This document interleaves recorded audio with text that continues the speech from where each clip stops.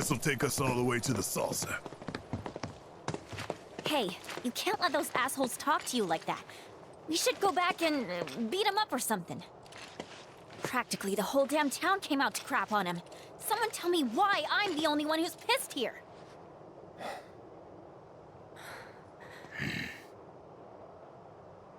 I told you, I can take it. Think you could at least tell us what it was all about? They were talking like you sold them out for money, but I know that isn't true. That's not you. So how'd they get it so wrong? Where the hell is it? This about her? About Marlene?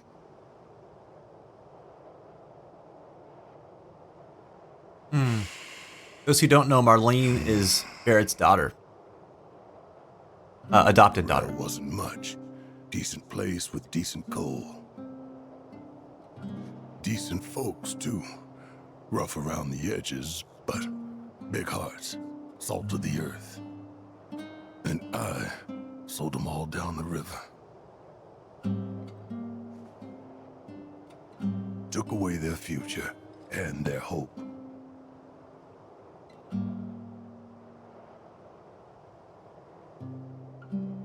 We were happy, covered in soot and poor as dirt, but none of that mattered.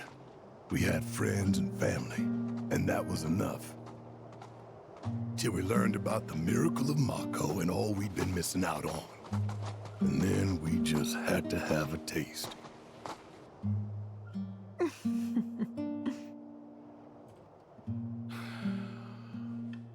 So now only Dine is opposed. Damn right I am. We can't just abandon the mines. Not after our fathers and grandfathers risked their lives to maintain them. I hear you, Dine. I do. But nobody sees any future in coal. So I ask you, why break our backs working harder and harder when we're taking home less year after year? If I may, sir. Once the reactor is complete, a portion of the revenue will go to the town. Your community will be preserved, or enriched, I should say. Listen, man. This is your chance to give your daughter a better life than what we had. You think I haven't thought about that? Come on. Are we gonna let some city slickers tell us our coal is worthless? We gonna let them tell us we're worthless? It would seem we've reached an impasse. In which case, any further discussion would be a waste of breath. So, Mr. Mayor, shall we put it to a vote?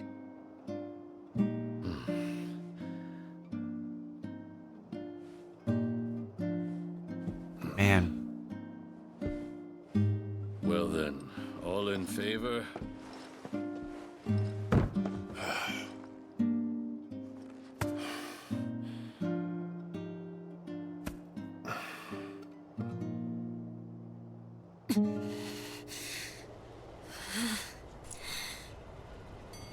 Two years later, the reactor was finished, and the trial run went off without a hitch. Everyone was ecstatic, convinced it was the dawn of a new era. Then one day,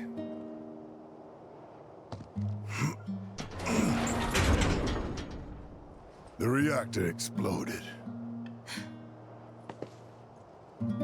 Damn. Y'all saw the aftermath.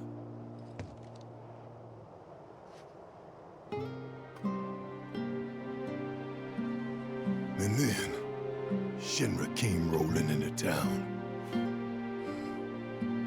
Burned everything. Innocent people in their homes. Was that Scarlet? It was, wasn't it? Yeah. Bitch. Whoa. I don't get it. Why burn the whole town? To craft a story that it was all the work of a local insurgent group. But ain't no villager ever gone near the reactor. They lied right through their teeth. Murderers. That they are. Still, there's a whole lot of blood on my hands, too. I pushed for the reactor. I put us on the path that brought us here. Barret. The saucer's waiting.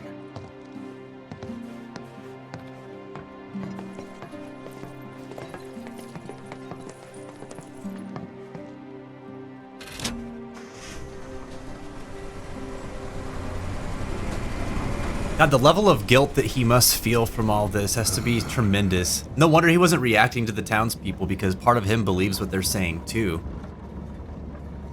But he was trying to think of the town. Really how it's gonna be.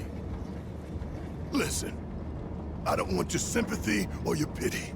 You can keep all of that nonsense. I did what I did, and I can live with it. Right. We gotta shake this off. We're about to rock up to the funnest place ever. The Gold Saucer. Huh? So turn those frowns upside down. What in the hell? Ain't no one but you thinking about how much fun we're gonna have. Right? Wanna have a look? It's coming up over there. Drag! Thanks, Reeps.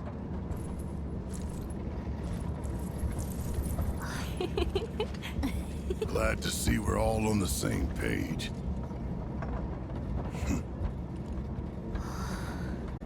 Poor Barret, man. So, I know they're trying to shift the mood and everything, but like, there's no way I can stop thinking about Barret. That's heavy, dude. That's heavy. Imagine like feeling like the weight of an entire town, like your hometown, falling into shambles, people losing their lives, like being on your shoulders. It'd be terrible. And I like pointing out, or noting rather, what his reaction to everything was. Like when everybody was like, you know, kind of somber and thinking about the story he had told them, clearly he didn't want that mood. He didn't want them to feel like pity for him or sorry for him. And he wanted them to not get hung up on that. But I don't think that he necessarily wanted them to just move on either.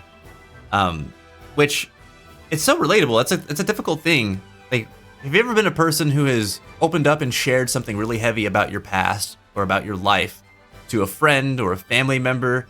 You know, you might have gotten a lot of different kinds of mixed reactions from people. And maybe you also noticed too that like in some of that discomfort that came after sharing what your experience was, you wanted to clear some of it up, but part of you didn't exactly want to move on from it just yet. Maybe you still you had more to say, or you wanted some certain level of empathy or something. It's hard to say in those moments what we want from others, specifically, because I think we want a lot of conflicting things, you know? Barrett's definitely got to be experiencing that here.